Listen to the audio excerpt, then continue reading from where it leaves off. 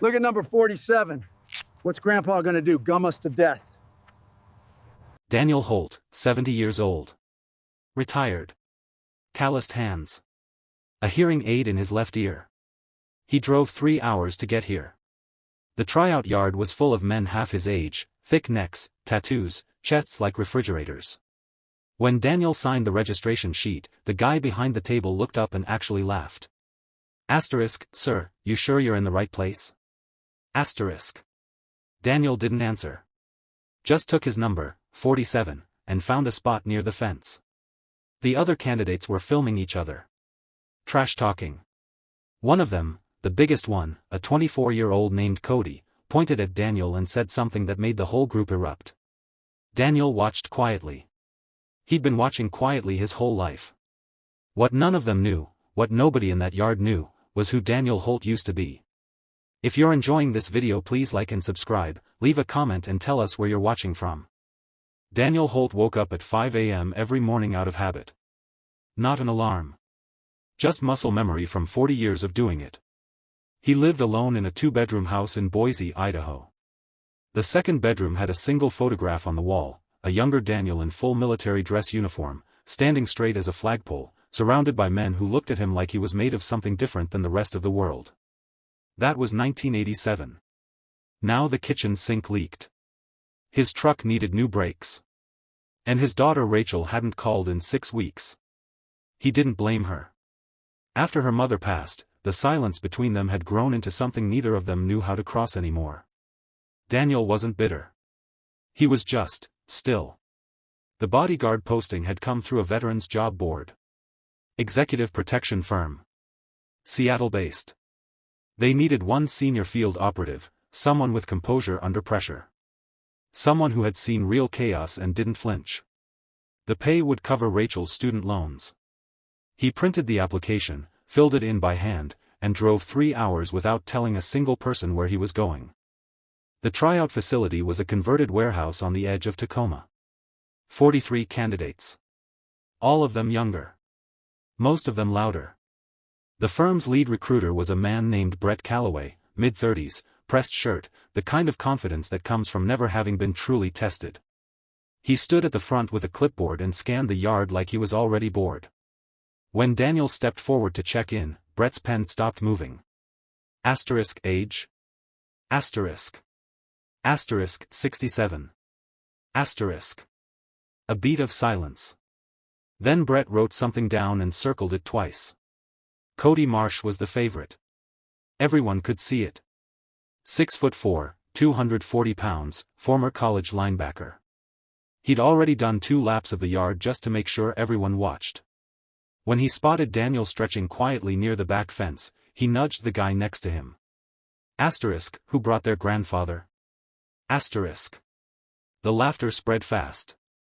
Daniel heard every word. The hearing aid worked fine. He kept stretching. One person didn't laugh. A young woman named Claire Sutton, junior recruiter, first real assignment, stood slightly apart from Brett, watching Daniel with a different expression. Not pity. Something closer to curiosity. She had noticed his hands. The way he stood. The way he never once looked around for approval. She wrote one word in her notepad and underlined it. Composed.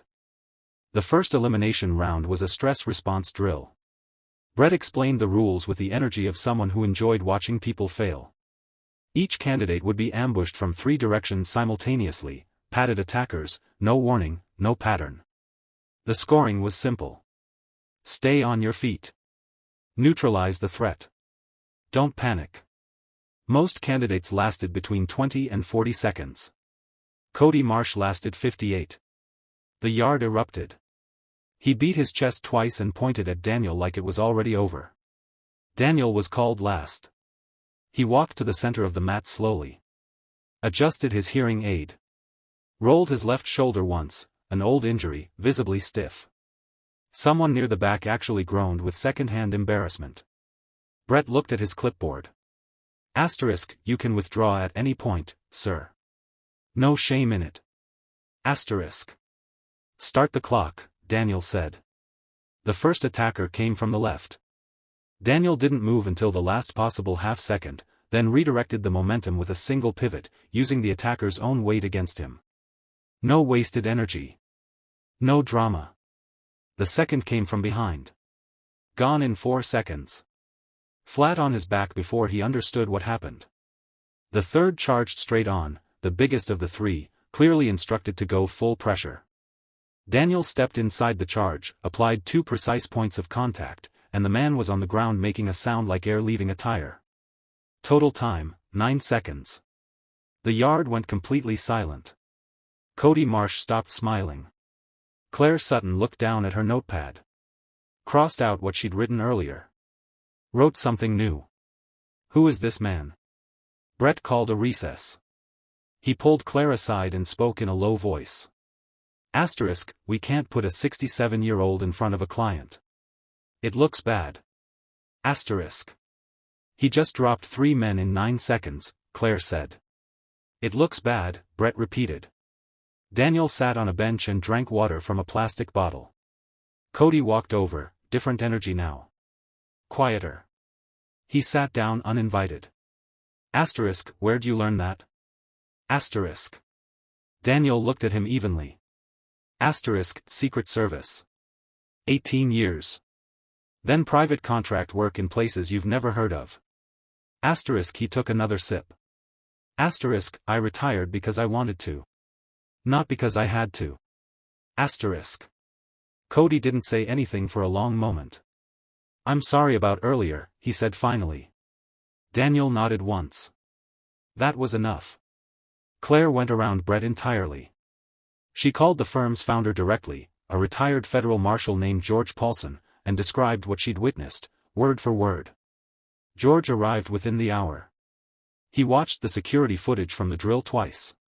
Then he walked across the yard and sat down across from Daniel Holt.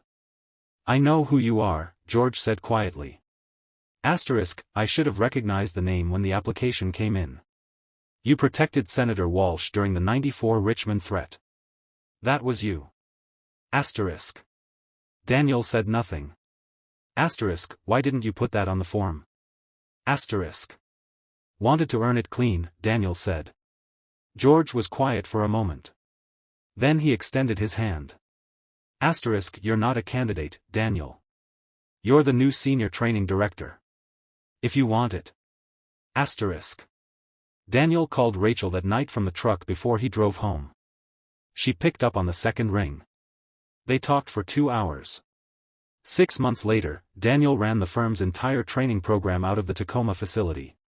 Cody Marsh became one of his top students, disciplined, focused, unrecognizable from the loud young man in the yard. He told every new candidate the same story on their first day. About an old man with a hearing aid who drove 3 hours and didn't say a single word in his own defense. Brett Calloway was reassigned to administrative work. Claire Sutton was promoted. The photograph from Daniel's second bedroom wall, the one in the dress uniform, now hung in the training room where every candidate could see it. Nobody laughed at it. Daniel still woke up at 5 a.m. every morning. Still out of habit. But now when he sat at the kitchen table before the sun came up, the house didn't feel as quiet as it used to. Some men spend their whole lives proving themselves to people who were never worth impressing. Daniel Holt had stopped doing that a long time ago. He just hadn't stopped showing up. And that, more than the strength, more than the skill, more than the title, was the thing nobody in that yard ever saw coming.